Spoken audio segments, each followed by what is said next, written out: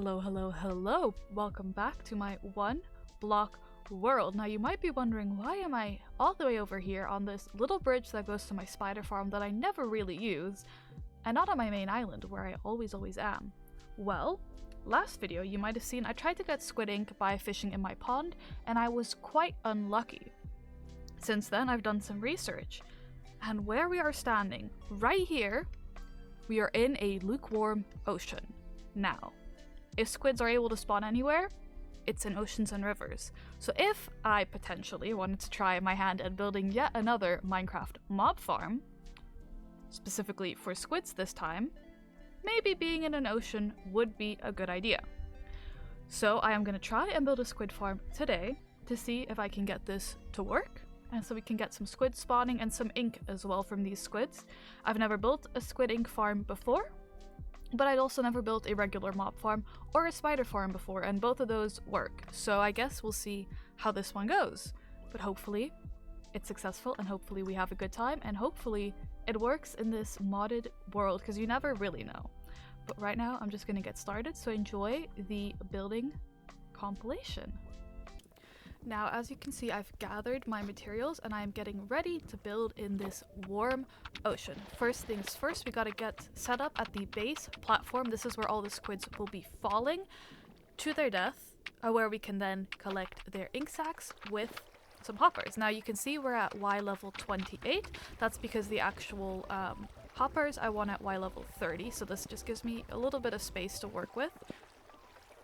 Now this build is not something I came up with, it is inspired by other squid ink farms I have seen made, so I will link the main person I used in my description as well, but right now we're just building a platform, that's all we're doing. However, it was at this point when the platform was finished and I went back upstairs to go grab all the hoppers I needed that I realized hoppers are expensive to make, and while I have a lot of iron, I didn't quite have enough, so I ended up breaking the block for a very long time. So long that this is in fact day number 2 of this build project. After breaking the block for hours, I decided to take a break and come back the next day with all my materials gathered. These are the ones I have with me. I did not end up needing all of them, but I just thought I'd rather be safe than sorry. And I also didn't want to count and do all the math, so I just grabbed what I thought I needed roughly based on my math. And now that this little elevator, or ladder I guess, is built, now I can get up and down this platform. I realized I didn't light this up, so this was a mob spawn area, but luckily it is now daytime, no mobs are here, and we can officially get started with this build. Honestly, at this point for the chest situation I was kind of going off of vibes, so this does get changed later on, but I am now trying to figure out exactly how many hoppers need to be placed, and the answer to that question is a lot. So it's time to just start placing hoppers. And hopefully these hoppers end up working out for me, because I don't know what I'm doing. When I said we would place a lot, we indeed would, and it's just about to show exactly how much iron I had to use for this project, and I do have a couple of hoppers left over, so I guess the next time we need them we'll have them. This project has made me think maybe it's time I build an iron farm, because iron is expensive, it's difficult to get, and we need it all the time. So maybe, you know, maybe I'm learning all of the farms, but the next one, it could be an iron farm. But this platform ended up being a little bit too small, just because I moved some stuff a little bit forward for the chest, so we just move everything over a couple of blocks, and now it's time to place the majority of the hoppers. You thought this was a lot of hoppers? We're nowhere close to how many hoppers we need. But essentially, on top of this, you'll see in a second, we will place some slabs, and then when the squids fall on those slabs, they drop their ink sacs, and those get taken by the hoppers and then moved to the chests we placed at the front. So that is generally what is going to happen. I can confirm the hoppers do pick stuff up, because when I was building some stuff later on, I did end up dropping it to the floor, and we picked all of those up no problem. So the hopper system works. The question now remains, will the squid farm itself work? Now you might be wondering, why am I so reserved about this working? This is a modded world, and I'm not entirely sure exactly how it has been modified. We do know that no regular passive mobs spawn, even though we are in the plains biome in my main island, and we have more than enough dirt for them to spawn in theory. They are not spawning, which leads me to believe that there's something within the mod pack that says these animals will not spawn, which makes sense because we have to buy them from our trader villager, but we have not, at least so far that I've noticed, been able to buy anything like squids from this trader. So I am hoping that somehow this will allow us to get what we need, and hopefully squids will be able to spawn. In the pond that we have, maybe squids are unable to spawn simply because it is not a ocean or river biome, but other than that, this is my only hope. So I'm hoping it's working. I'm hoping it'll all work out exactly as we intended.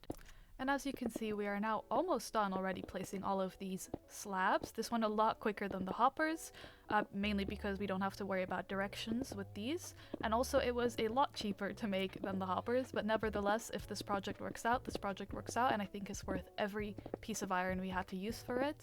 But with this floor now done, we are honestly done with the easy part of this build. I will say, in my opinion, none of this build was actually conceptually difficult to build. It was just practically a little bit annoying because you are building in the air and you are working with fence gates, which we'll see in a second, and it just wasn't very fun to build with. But we are currently at Y level 45 because that is the level we want our fences at the bottom to be at. So that's where you see me place that one fence. Now I know we're at the right height. Now this one dirt block that's at the very top is meant to represent water, the water that will be flowing down and then get stopped by these fence gates, which is why it's important that there's a fence gate on all 4 sides of the block as well as below the block. So that is what you will see me build now. For the entirety of the square, there's a specific pattern where we want water, where we do not, but essentially we're skipping a block in between each water source, which is where you see the fence gate, and then you get the next water source. And beneath each of them, a fence on all 4 sides, a fence. Now this first row, I figured out a way to go. I'm thinking this is awesome, I can do this really quick. I did not think about how the cleanup would go, I did not think about how any other row but the first row would go. But honestly, the first row, pretty decent. We got it done. I'm counting to make sure I have 5. We do. Perfect. And now I get to move on to the second row. And we do this all again, except I'm realizing, yes, I can place that there and there, but now I have nothing to place the bottom one on, so I might as well get a whole nother row going beneath it, which is more mess for me to clean up. But how do I get there? Because the fences are now blocking my way. It's an absolute nightmare to work, but I do get there eventually, and I get to place the one fence underneath that I need, except this is where I forget to place one underneath. Which I did not realize until the very end of this project, and I'm only now realizing as I'm editing that I did forget to place it right there. I thought maybe I'd broken it later on in the process, but me at this point, I'm not aware I made this mistake, so I continue on to the next row. So in every row where we've placed this now, we're going to continue this pattern of 1 block or 1 water source surrounded by fences, and then a gap, which is currently also covered by fences. And we do this. This, by the way, a great build to have this visual glitch where you can't see your blocks. But we work through it. You know what? The sun is rising. It's a brand new Minecraft day. And we can do this. In just a second, we'll have this all built and it'll be over forever. At this point, I'm not worried about the cleanup. I'm sure it'll be easy. And you know, fences and fence gates are super easy to walk across, and I'm not going to fall down from this project about 1,000,000 times in the process. I'm sure it'll all be good, and I'm not going to block myself in as I'm trying to do this and go absolutely crazy. But no, honestly, this really wasn't too bad to build. It would be nicer to build on flat ground for sure, but you know, you work with what you got, and I do think it is quite doable. And if this farm works as intended, this is a very rewarding build. So I'm now trying to figure out how I'm going to place everything, but we're almost done. You know, we're in the center now, which only means we've got a couple more to build. It also means we have considerably less space to work with, but we work with the space that we have, and eventually it's going to get done. Lucky for all of you, time skipping does exist when you are watching a video, so it'll be done for you in but a second. For me, it took a little bit longer, but honestly not too much longer, so I don't think this was too bad of a build. I honestly enjoyed this part. Once you figure out exactly how to place everything, it really is quite easy to get it all done. And here you see me place the final couple of blocks. So you can see underneath me I have a whole row of dirt which needs to get going, but first things first, we want to open all the fence gates. Now what you see me struggle with in the beginning is you cannot open fence gates when you're crouched for some reason, so that really continued to trip me up. So you get just absolutely time skip to the next Minecraft day because that's how long it took. But now all the gates are open, all of the dirt beneath this row has been deleted, And so now I just replace this final one, and I'm able to go build up to the top layer, which is where the squid will be spawning. Now this is at approximately Y64, which is where I'm at right now. Perfect timing. And once again, we do the exact same pattern, but instead of it being surrounded by fence gates, it is now surrounded by glass, as well as a 3-block on either side border of extra glass. So here you see the extra glass. And then once again, we place the dirt as a representation for water, and it's 1 block of water, 1 block of glass for the entire 5x5 pattern of water. So honestly, this is probably a better way to visualize exactly where the water sources need to be, even on the level below. But this is just what we do, and luckily I spent some time getting some extra glass, because once again, glass is a rare commodity, so when I drop a single piece, I will jump down to get it. But now it is time to just fill this in, and before long, we will have this top layer done. And once this top layer is done, we just have to replace, you know, obviously this dirt with water, but then we are pretty much done with this build, other than a little AFK area for us to be in. So this honestly feels very rewarding. It is less frustrating than working with all of the fence gates, so I'm greatly enjoying this. I love modded Minecraft with these shaders that the glass just connects. It's very pretty to look at. And I do like that I have a better visualization of all the dirt. And once again, magic of editing, time skip, here we are. It is now officially done.